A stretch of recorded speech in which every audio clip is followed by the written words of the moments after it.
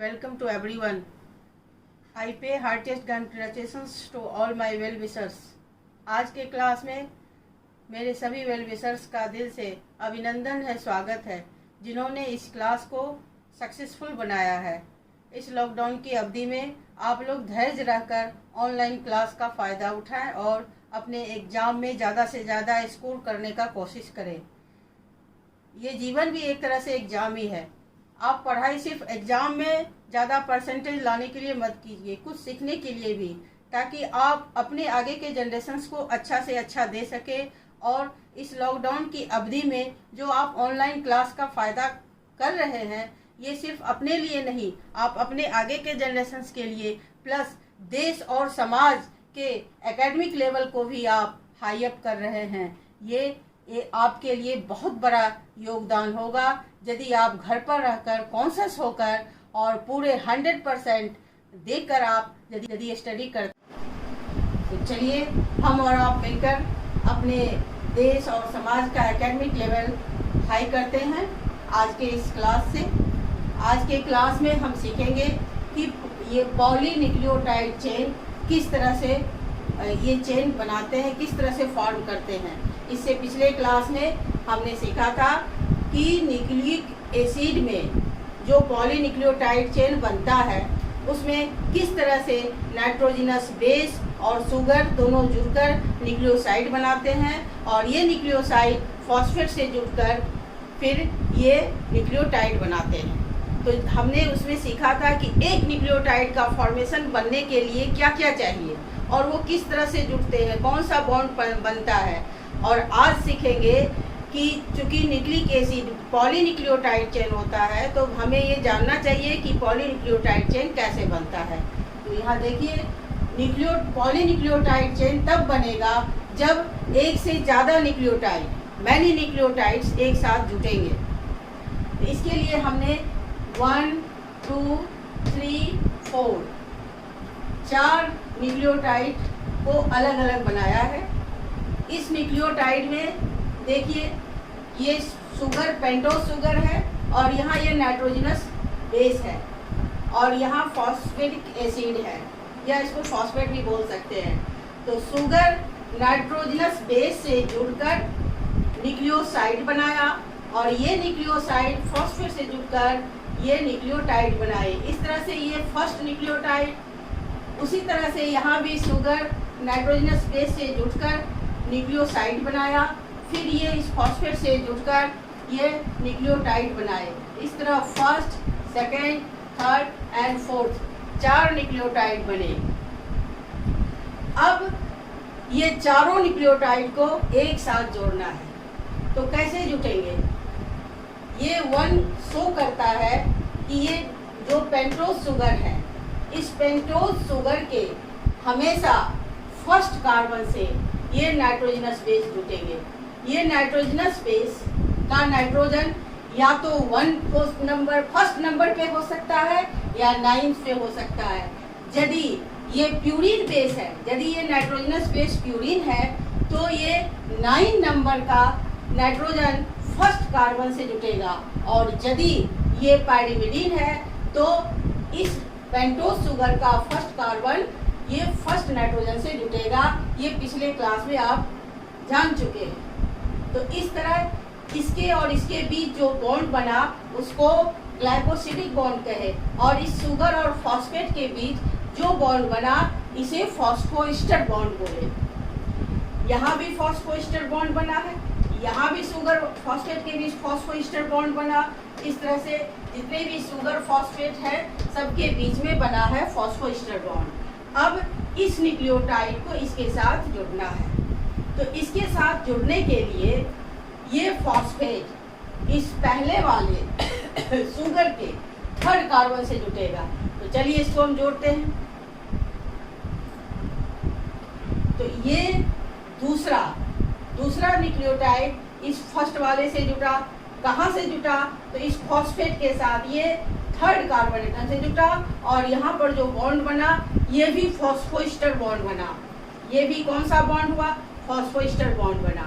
फिर अब यहाँ भी 3 थर्ड कार्बन, ये फॉस्फेट इस थर्ड कार्बन से जुटेगा, ये भी फॉस्फोएस्टर बॉन्ड बना। फिर ये थर्ड कार्बन एटम, इसके बीच जो बॉन्ड बना ये भी फॉस्फोएस्टर बॉन्ड। इस तरह से ये फिर जो नया आएगा वो भी इस थर्ड रिंग से जुटेगा। तो इस तरह से हम क्या देख रहे हैं कि इस चेन पॉलीन्यूक्लियोटाइड चेन बनने में जो ग्रो अप हो रहा है चेन, वो थर्ड की तरफ जा रहा है। तो इस चेन का जो ऑर्डर है, जो डायरेक्शन, हम इसको लिख सकते हैं 5 to 3। तो जो भी पॉलीन्यूक्लियोटाइड चेन जो बनेगा, जो भी चाहे वो डीएनए का हो या आरएनए का हो, उसका डायरेक्शन 5 से थर्ड की तरफ होगा। और अब आप अच्छे से समझ लिए कि पॉलीन्यूक्लियोटाइड चेन में जो एक न्यूक्लियोटाइड दूसरे से, दूसरा तीसरे से एंड सो ऑन जो जुड़ेगा, तब जाकर पॉलीन्यूक्लियोटाइड चेन बनेगा और तभी न्यूक्लिक एसिड का फॉर्मेशन होगा। यहाँ एक और नया चीज जानना है कि ये अब हमको सीखना है कि फॉस्फोडाइस्टर बॉन्ड क्या होता है। तो अब देखिए ये जो चेन बना, कंटिन्यूटी चेन बन रहा है, तो अब देखिए कि ये जो फॉस्फेट है, इसके पहले भी यहाँ क्या है, फॉस्फोएस्टर बॉन्ड, और ये इसके बीच में भी क्या है, फॉस्फोएस्टर बॉन्ड। इस तरह से ये दो फॉस्फोएस्टर बॉन्ड है, तो इन दोनों को एक साथ मिल करके हम क्या कहते हैं, फॉस्फोडाइस्टर बॉन्ड। क्योंकि डाई मीन्स क्या होता है, दो। जब दो ईस्टर बॉन्ड हो तो उसे हम फॉस्फोडाइस्टर बॉन्ड कहेंगे। और ये फॉस्फोडाइस्टर बॉन्ड जो है बहुत इंपॉर्टेंट रोल इस पॉलीन्यूक्लियोटाइड चेन के बनने में प्ले करता है, क्योंकि यही लगातार एक तरह से ब्रिज का फॉर्मेशन करता जाता है और यही बैकबोन बनाता है किसी भी न्यूक्लिक एसिड का। कोई भी न्यूक्लिक एसिड बनेगा तो बिना पॉलीन्यूक्लियोटाइड चेन के बन नहीं सकता, और पॉलीन्यूक्लियोटाइड चेन बनने के लिए फॉस्फोडाइस्टर ब्रिज का बनना बहुत जरूरी है। चाहे वो फॉस्फोएस्टर बॉन्ड हो या फॉस्फोडाइस्टर बॉन्ड हो, ये जब तक बनेंगे नहीं तब तक पॉलीन्यूक्लियोटाइड चेन का फॉर्मेशन होगा नहीं। अब आगे का टॉपिक हम समझेंगे स्ट्रक्चर ऑफ डीएनए। डीएनए का फुल फॉर्म होता है डीऑक्सीराइबोन्यूक्लिक एसिड। डीएनए का स्ट्रक्चर जानने से पहले हमें इसके हिस्ट्री के बारे में जान लेना चाहिए। डीएनए के स्ट्रक्चर से रिलेटेड बहुत सारे साइंटिस्ट ने अपना अपना कंसेप्ट दिया। जो फेमस कंसेप्ट है उसमें एक पहला नाम आता है पीए लेवेनी। इन्होंने जो हाइपोथेसिस दिया उसे हम टेट्रान्यूक्लियोटाइड हाइपोथेसिस कहते हैं। इन्होंने ही बताया कि डीएनए में बेस 4 तरह के बेस होते हैं, एडेनिन, गुआनिन, साइटोसिन, थाइमिन। और यही चूंकि बेस 4 होते हैं इसलिए न्यूक्लियोटाइड भी 4 हुए, और इसलिए इस हाइपोथेसिस का नाम पड़ा टेट्रान्यूक्लियोटाइड। और यही 4 बेस रिपीट कर करके डीएनए का फॉर्मेशन करते हैं। इसके आगे दूसरे और भी साइंटिस्ट आए, लेकिन जो फेमस हुआ उनका नाम है चार्जॉफ रोल्स। इन्होंने चार्जॉफ साहब ने जो प्रिंसिपल दिया उसका नाम है चार्जॉफ इक्विवेलेंसी प्रिंसिपल। इन्होंने बताया, और कैसे बताया, इन्होंने अलग अलग तरह का सैंपल लिया और उस सैंपल से फिर डीएनए का स्टडी किया। स्टडी करने के बाद इन्होंने प्रिंसिपल दिया, वो दिया कि डीएनए में जितना अमाउंट प्यूरिन का होगा उतना ही अमाउंट पाइरिमिडीन का होगा। It means molar concentration of purine is equal to molar concentration of pyrimidine. आप जानते हैं कि प्यूरिन में 2 तरह के बेस होते हैं, adenine and guanine. It means कि एडेनिन और गुआनिन का जितना अमाउंट होगा उतना ही अमाउंट पाइरिमिडीन यानी कि साइटोसिन और थाइमिन का होगा। तो इस तरह से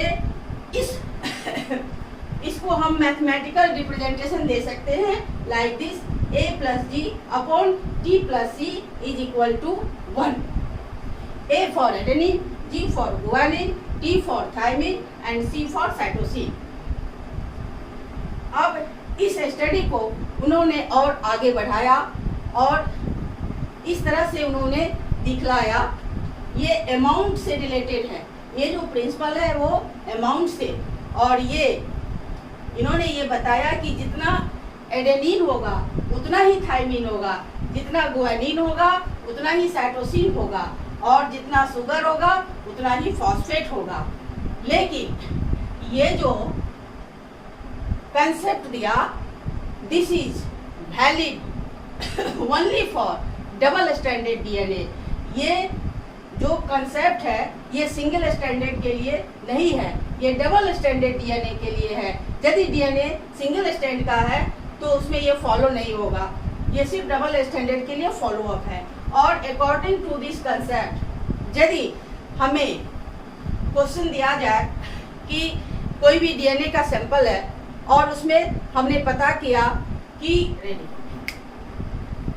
अकॉर्डिंग टू दिस कंसेप्ट, ये जो हमने सीखा कि जितना एडेनिन उतना ही थायमिन, जितना गुआनिन उतना ही साइटोसिन, तो इस कंसेप्ट के हिसाब से यदि हमें सवाल दिया जाए कि कोई डीएनए का सैंपल है और उसमें 10,000 बेसेज हैं और उसमें हमें किसी एक बेस का यदि नंबर पता है तो इस कंसेप्ट के हिसाब से हम सारे का नंबर निकाल सकते हैं। तो 10,000 में यदि सपोज कीजिए कि 2,000 हमें पता चला कि एडेनिन है, तो बाकी का हम इस कंसेप्ट से कैसे निकालेंगे?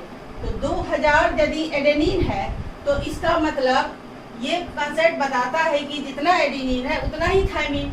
तो 2,000 एडेनिन है तो 2,000 थायमिन होगा। इट मीन्स कि 10,000 में ये 4,000 क्या हो गए? एडेनिन और थायमिन बचे कितने? 6,000। तो 6,000 में चूंकि किसी भी न्यूक्लियोटाइड में 4 ही बेस होते हैं तो एडेनिन और थायमिन है, और ये थायमिन इसलिए लिया कि ये कंसेप्ट जो है डबल स्टैंडर्ड के लिए है और डबल स्टैंडर्ड डीएनए में एडेनिन थायमिन के साथ पेयर कर सकता है और दोनों इक्वल होगा। बचे 6,000, तो इसको 2 से डिवाइड कीजिए तो 3,000 गुआनिन होंगे और 3,000 साइटोसिन होंगे। अब ये जो कंसेप्ट है कि molar concentration of purine is equal to molar concentration of pyrimidine, इसको भी हम समझ लेते हैं इसके हिसाब से। तो 2,000 कितना है? एडेनिन, तो यहाँ एडेनिन की जगह 2,000 लिख दिया। और यहाँ पर गुआनिन कितना है? 3,000, तो यहाँ 3,000 लिख दिया। तो 2 और 3 मिलकर कितने हुए? 5, और नीचे ये भी 5। इट मीन्स कि ये 5,000 और ये भी 5,000। इसका मतलब ये जो 4 गाउस इक्विवेलेंसी प्रिंसिपल है ये सही है। इस मैथमेटिक्स से आप समझ गए होंगे। अब इस कंसेप्ट को थोड़ा और आगे बढ़ाया गया मॉडिफाइड फॉर्म में। एक नया फार्मूला आया, बेस रेशियो। इस फार्मूले को कहते हैं बेस रेशियो। ये base ratio formula base pairing के आधार पर बना हुआ है कि एडेनिन हमेशा थायमिन से पेयरिंग करता है और गुआनिन हमेशा साइटोसिन से पेयरिंग करता है। तो ये जो रेशियो है adenine plus thymine upon guanine plus cytosine, इसका जो रेशियो है वो कांस्टेंट होता है। किसी भी स्पीशीज के लिए ये स्पेसिफिक होता है। यदि adenine plus thymine is greater than guanine plus cytosine, तो इसका जो ये वैल्यू जो आएगा यदि 1 से बड़ा होता है तो वो यूकैरियोट होता है, और यदि guanine plus cytosine greater than adenine plus thymine तो ये लेसर देन 1 होगा, और वो जो डीएनए स्ट्रैंड होगा वो प्रोकैरियोट का होगा। इस तरह से आज के क्लास में आपने चार्गाव्स इक्विवेलेंसी प्रिंसिपल को समझा और पॉलीन्यूक्लियोटाइड चेन किस तरह से बनता है ये समझा।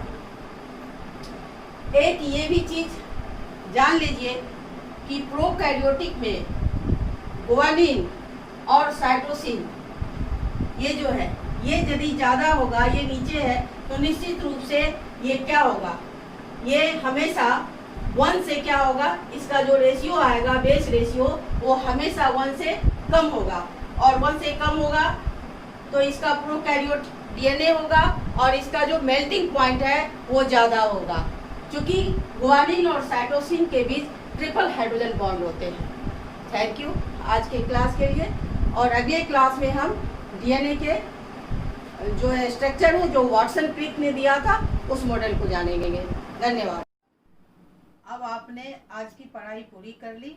आज के लिए मैं क्वेश्चन रख रही हूँ, उसका जवाब आप कमेंट बॉक्स में दीजिए। पहला question, what is phosphodiester bridge? The next question, what is glycosidic bond?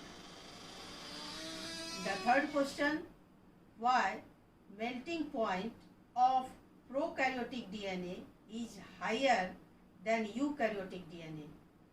And the next question, the important question is that why purine always combines with pyrimidine?